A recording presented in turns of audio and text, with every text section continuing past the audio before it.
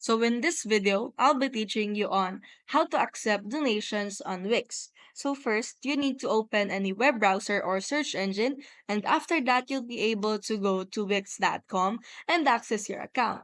And make sure you are on the site section. And as you can see, we have a much projects right here. Just have to click or toggle on the projects that you wanted to edit like this. You just have to click on the edit site and it should look like this. So after that, you'll be navigating to the plus icon, which is the add elements.